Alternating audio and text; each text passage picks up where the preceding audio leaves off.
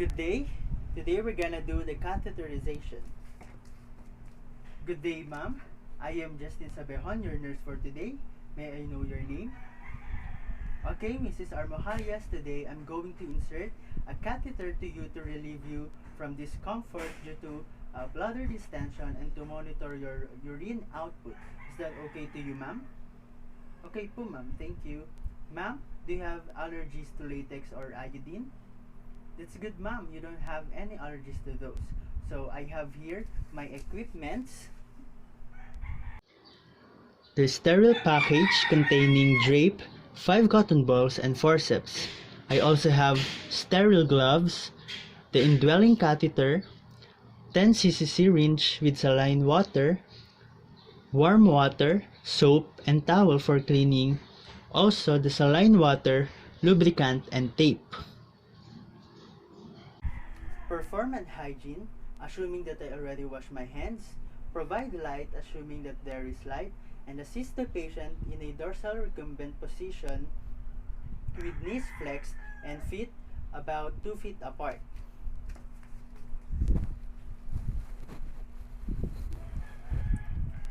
After assisting the patient in a dorsal recumbent position, put the patient in a side-lying position to put the drape under the patient.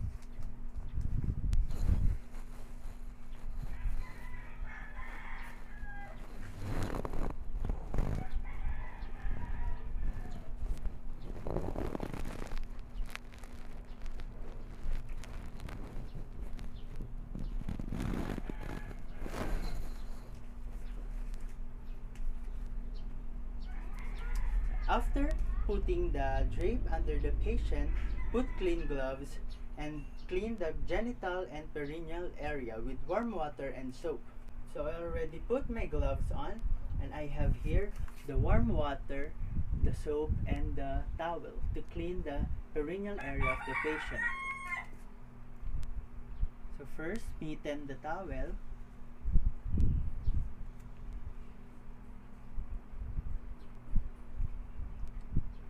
And then rub the soap. And clean the perineal area. So wide open the vagina using your thumb and index finger, and then in cleaning, use one stroke only and do not use the side of the towel that are already used to prevent cross-contamination, just like this.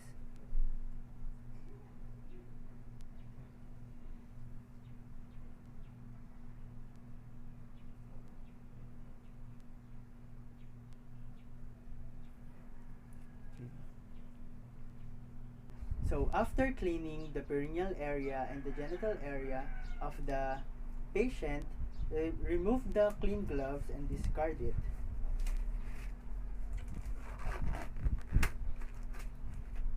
And then perform hand hygiene again. So I already washed my hands and prepare urine drainage set up if indwelling catheter is to be inserted. Separate urine collection system is used. Secure to the bed frame according to the manufacturer's direction.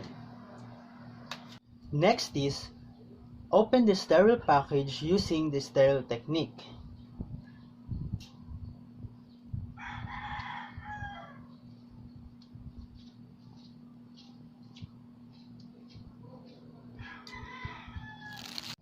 And then put the sterile gloves here in the sterile area and wear it.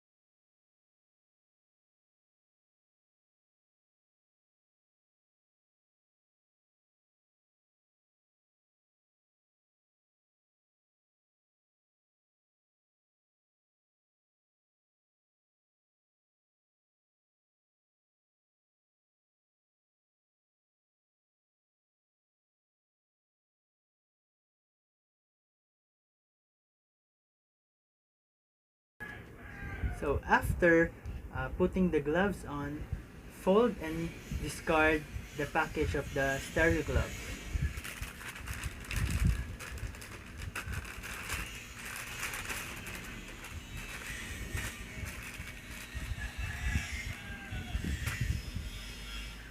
And then put all the equipments in the sterile area.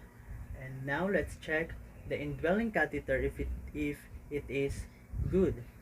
So assuming that there is a balloon here, and I'm going to check the balloon if it is good using the 10 cc syringe. So assuming it is inflated, and then it is good. So remove the syringe.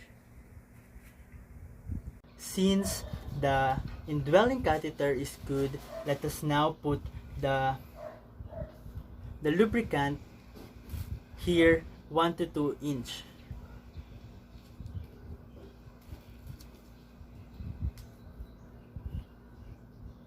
So assuming that there is a lubricant here, and I'm going to put it here from 1 to 2 inch from here.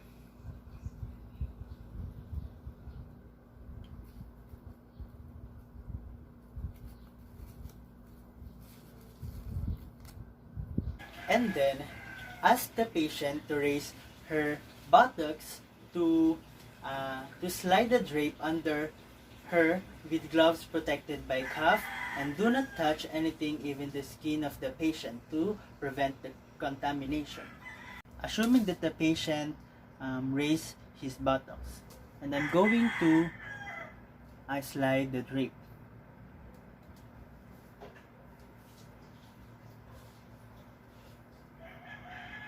And put the fenestrated drape over the perineal area, exposing only the labia.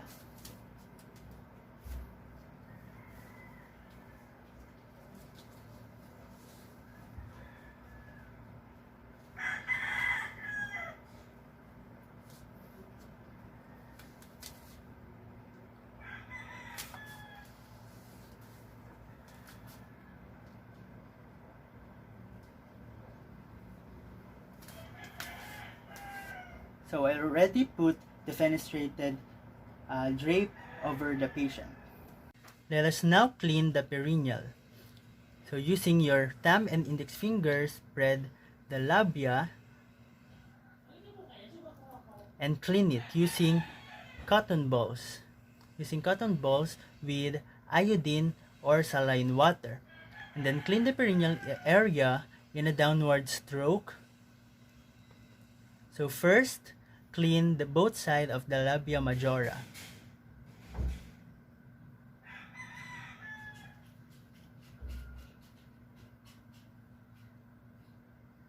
And then the labia minora.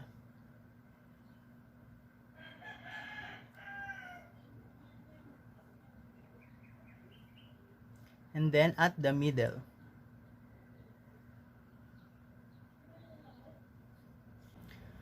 With uncontaminated gloved hand, place drainage end of the catheter in receptacle. For insertion of an indwelling catheter that is pre-attached to sterile tubing, drainage container, or closed drainage system, position the catheter and set up within easy reach on the sterile field. And then, insert catheter tip into the meatus 5 to 7.5 cm or 2 to 3 inches, or until urine flows. Remember, do not use force to push catheter through the urethra into the bladder.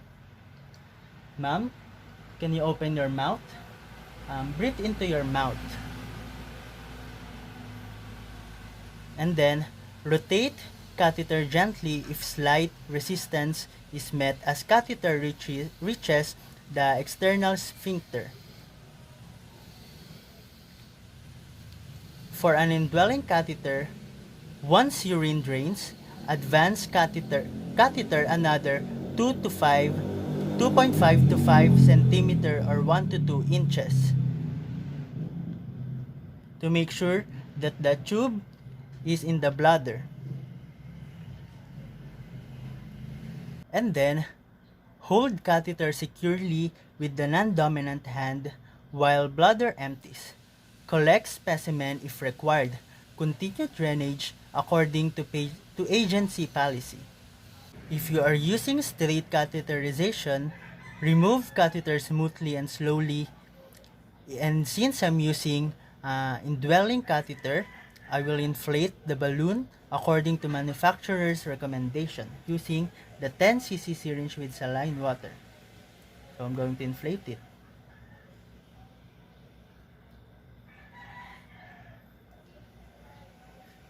And then remove the drape.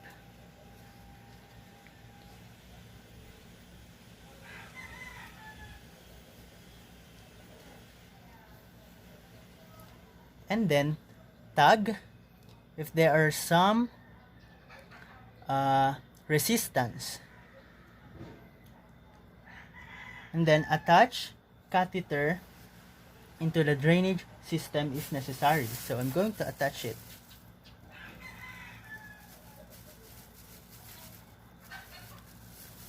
And then using tape, secure the upper thigh with the velcro leg strap or tape and leave some slack in catheter to allow for leg movement. So I'm going to tape it.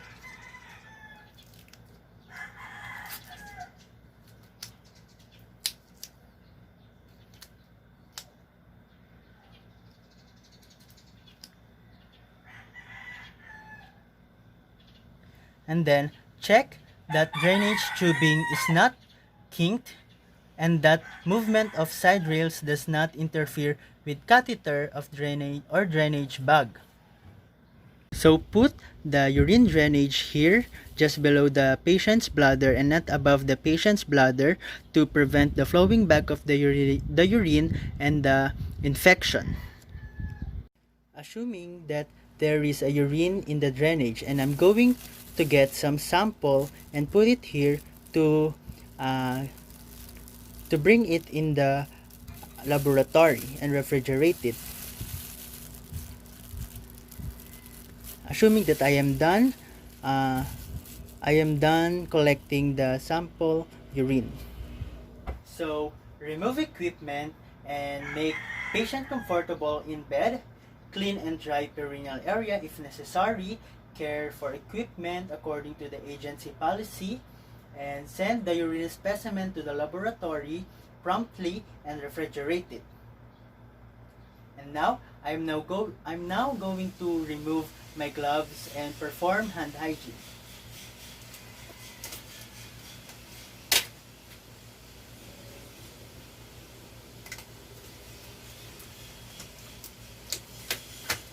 And I'm going to discard it and perform hand hygiene.